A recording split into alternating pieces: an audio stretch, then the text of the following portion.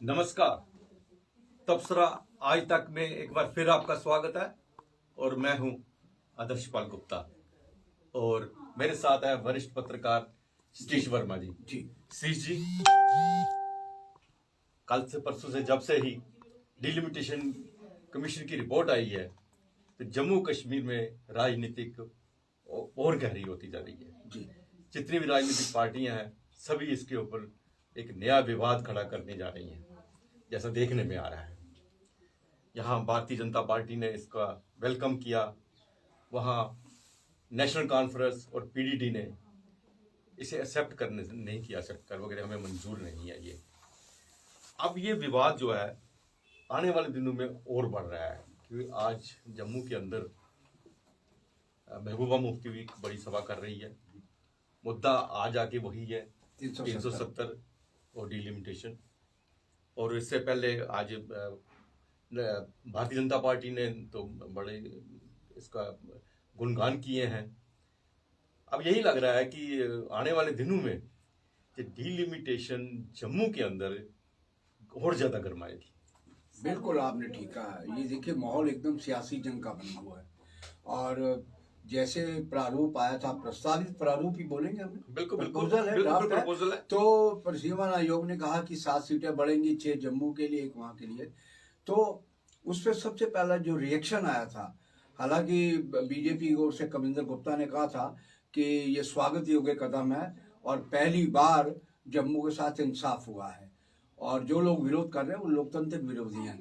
उधर वैली आधारित हम समझते हैं शायद कोई दल बचा हो, पीएचडी गुपकार अलायंस के अलावा पीपल्स कॉन्फ्रेंस हो या जम्मू कश्मीर अपनी पार्टी है, दोनों दिल्ली, इनकी दिल्ली करीब बड़ी नजदीकियां मानी जाती हैं, उन्होंने भी इसका एक स्वर में विरोध किया है कि ये एक विभाजन रेखा खींचने की कोशिश है जम्मू और कश्मीर के बीच। लेकिन पीपल्स कॉन्फ्रेंस ने यह भी कहा है कि पीएचडी जो है, जिसको गुपकार अलायंस कहते हैं, वो कहीं ना कहीं दोगला रवैया अख्तियार कर रहा है। तो मैं समझता हूँ आज रविंदर रैना ने जो प्रस्ताव किया, प्रदेश के अध्यक्ष हैं, उन्होंने अपनी तरफ से महिमा मंडन की कोशिश की है कि 6 सीटें जम्मू के लिए बढ़ी हैं। गुज्जर बकरवाल और तमाम लोगों को 70 साल में जो कांग्रेस या दूसरी सरकारें नहीं कर पाई वो पहली बार हुआ है। लेकिन इस बीच एक विवाद पहाड़ियों का भी उठना शुरू हो गया है। पहाड़ी समुदाय के लोग कह रहे हैं कि हमारे लिए सीटें क्यों नहीं रिजर्व की गई, तो हम भी तो बरसों बरस से प्रताड़ित किए जा रहे हैं, हमारे भी राइट्स छीने जा रहे थे। तो मैं समझता हूँ भाजपा की एक कोशिश है लोगों को पैसिफाई करने की, और दूसरा उन्होंने जिस प्रकार से हमले किए हैं, कांग्रेस, पीडीपी, नेशनल कॉन्फ्रेंस, इन सब पर हमले किए हैं कि इन्होंने हमेशा जम्मू के साथ भेदभाव बरता है और पहली बार भाजपा सत्ता में आई है तो उन्होंने 7 सीटें बढ़ाने के जो प्रस्ताव है, 6 सीटें जम्मू को मिलेंगी, 1 कश्मीर को मिलेंगी। लेकिन इसमें गौर करने की बात यह है, रमन भल्ला जो कार्यकारी अध्यक्ष बनाया गया कांग्रेस, उन्होंने साफ कहा है, कहते हैं ये सफिशिएंट नहीं है, जम्मू मांगे मोड़। जम्मू को जिस प्रकार से अभी भी देखें आप, अभी भी फासला है कश्मीर और जम्मू की सीटों में, तो कह रहे हैं कि ये आधी अधूरी कवायद है, जम्मू की सीटें और बढ़ाई जानी चाहिए। यही आवाज कमोबेश पैंथर्स पार्टी के हर्षदेव सिंह ने भी लगाया। आज रविंदर रैना ने यह भी कहा है कि ये एससी और एसटी की जो सीटें बढ़ी हैं, इससे कांग्रेस, पीडीपी और बीजेपी को, नेशनल कॉन्फ्रेंस को बहुत प्रॉब्लम है, इनको तकलीफ हो रही है, जबकि इन्होंने कभी ये इनकी मांग पूरी नहीं की थी। जब इनकी ये मांग पूरी हो रही है, आपने सही कहा कि जम्मू की सीटों के लिए एकजुट के, अंकुर शर्मा ने भी कहा है जम्मू की सीटें ज्यादा होनी चाहिए। जैसा कि हम बहुत बार कह चुके हैं कि ये एकजुट के जो चेयरमैन है, प्रेसिडेंट है अंकुर शर्मा, एडवोकेट अंकुर शर्मा, उन्होंने भी डिलिमिटेशन कमीशन के लिए हमेशा लड़ाई की थी और उनको वो कहते हैं, लेकिन वो अभी ये मानते नहीं है। 2011 के डिलिमिटेशन पे बात नहीं होनी चाहिए,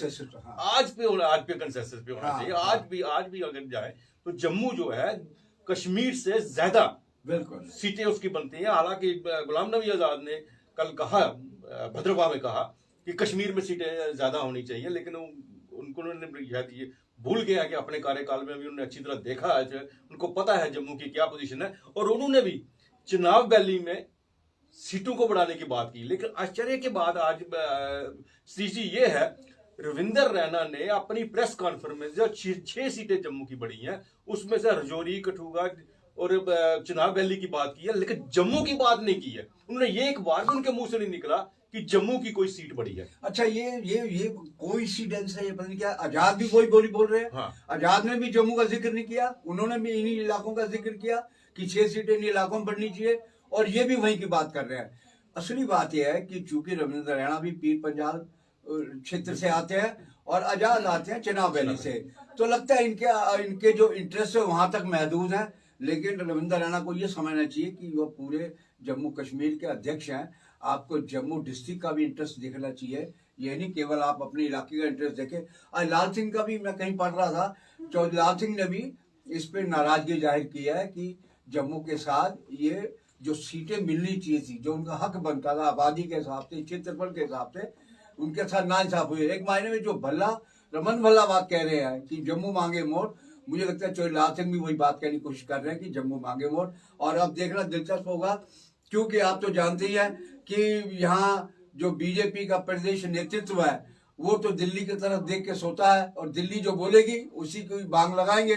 तो हम समझते हैं कि वो उससे ज्यादा बोल नहीं सकते। लेकिन एक दुख भरी यही बात सामने है, मैं श्री जी हमेशा ये कहता आया हूँ, जम्मू को 3 भागों में बांटने की कोशिश कर रही है। कौन सी चिनाब वैली है, बिल्कुल, और सबसे पीर पंजाल के कहां से आ गया इनके। और सबसे दुख की बात यह है, सबसे ये कि इन्होंने अब कागजों में भी अलॉटमेंट जो करते हैं वो चिनाब वैली और पीर पंजाल के नाम से कर रहे हैं। चिनाब की वैली दिखा दीजिए मुझे, बिल्कुल चिनाब की वैली है कहाँ? जम्मू को क्यों बांटा जा रहा है? आगे तो कश्मीर तो है ही है वैली, अब जम्मू को भी 3 हिस्सों में बांटा जा रहा है, चिनाब और पीर पंजाल और जम्मू।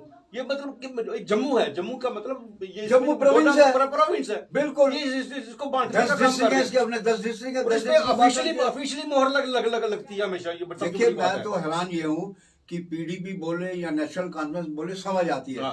भाजपा वही बोली बोल रही है जो कि कश्मीर केंद्रित पार्टियां बोलती हैं, चिनाब वैली हो या फिर पीर पंजाल हो। हम समझते हैं इनको जम्मू प्रोविंस का एक बात कहनी चाहिए कि जम्मू संभाग के तमाम 10 जिले हैं, जिस तरह कश्मीर में 10 जिले हैं, तो उसी हिसाब से अनुपात में यहाँ सीटें बढ़ाई जानी चाहिए थी और बढ़ानी चाहिए थी। लेकिन आपने ठीक कहा, अगर ये सरकारी कागजों पर चिनाब वैली और पीर पंजाल कहेंगे तो आने वाले दिनों में जो नारा लगता है घाटी से कि जम्मू 2.5 डिस्ट्रिक्ट का है, तो वो कहीं ना कहीं साकार होता दिखाई देता है। बिल्कुल सही कहा आपने।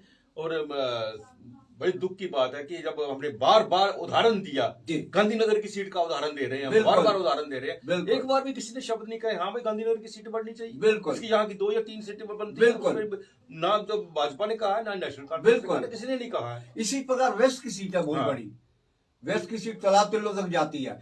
तो मैं समझता हूं कि कोई नहीं बोल रहा। हैरानी की बात यह है कि बीजेपी जो जम्मू की बात करती है वो भी आज पीर पंजाल और चिनाब वैली की बात कर रही है।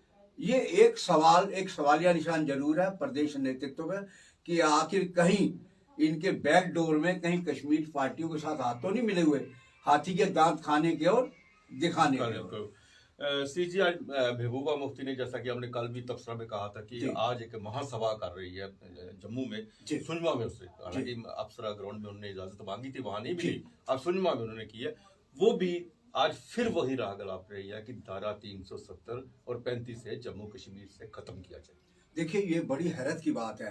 कश्मीर में आवाज उठे तो एक बात समझ आती है कि वहाँ चूंकि टेररिज्म इसी नाम पे पनपाया गया, अलगाववाद इसी नाम पे पनपाया गया कि एक सेपरेट आइडेंटिटी के तौर पे।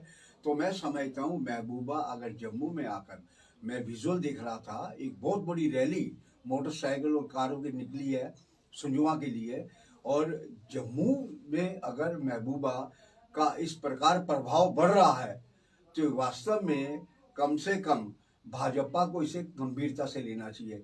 अगर भाजपा महबूबा की तरह चिनाब वैली और पीर पंजाल की भाषा बोलेगी तो फिर लोग कहेंगे ठीक है, अगर हमको चूज ही करना है तो फिर हम अग्रेसिव आदमी को चूज करेंगे।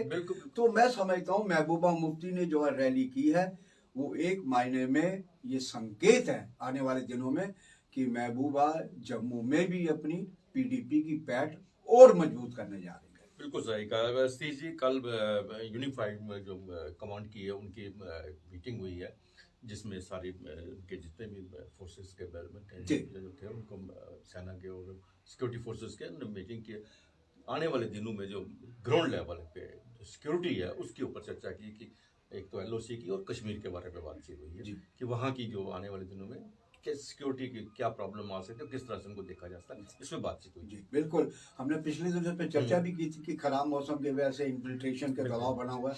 तो उपराज्यपाल के नेतृत्व में, चूंकि अगर लोकप्रिय सरकार तो चीफ मिनिस्टर की कमान के हेड होते हैं, अब उपराज्यपाल है तो उनके नेतृत्व में सेना, बीएसएफ, सीआरपीएफ, पैरामिलिट्री फोर्सेज और राज्य पुलिस, इसके अलावा इंटेलिजेंस जो खुफिया एजेंसी, खुफिया तंत्र है, और स्टेट एडमिनिस्ट्रेशन, इनकी बैठक हुई है। और उसमें सूत्र ये बता रहे हैं कि उसमें एलओसी पे जो पार से जो दबाव बना हुआ है टेररिस्ट में घुसपैठ को लेके, चूंकि आने वाले दिनों खराब मौसम होगा, घुसपैठ की और दबाव बढ़ेगा। उसके अलावा जो टारगेट किलिंग वैली में होती रही, सिक्योरिटी फोर्सेस पे हमला हुआ पिछले दिन, जिस प्रकार जेवन चौक पर, पंथा चौक के करीब क्रॉसिंग पर जो हमला हुआ आर्मड पुलिस की बस पर, उसमें 4 पुलिस के जवान शहीद हो गए। तो मैं समझता हूँ ये चुनौतियां हैं और इस प्रकार के इंटेलिजेंस लगातार इनपुट मिल रहे हैं कि आतंकवादी कोई बहुत बड़े हमले की साजिश को अंजाम दे सकते हैं। उसी के मद्देनजर रखते हुए पिछले दिन गृह मंत्रालय में एक अहम बैठक हुई थी इसी को लेकर। उसी की रोशनी में लगता है यूनिफाइड कमांड की मीटिंग हुई। हम समझते हैं कि आने वाले दिनों के लिए ये तैयारियां हैं और आतंकवाद का समूल नाश करने के लिए भी सुरक्षा बल आने वाले दिनों में एक बड़ा कदम उठाने जा रहे हैं। तो ये था तबसरा दोपहर तक का। बाकी खबरों के लिए आप देखते रहे पीपी न्यूज़ लाइव। नमस्कार। नमस्कार।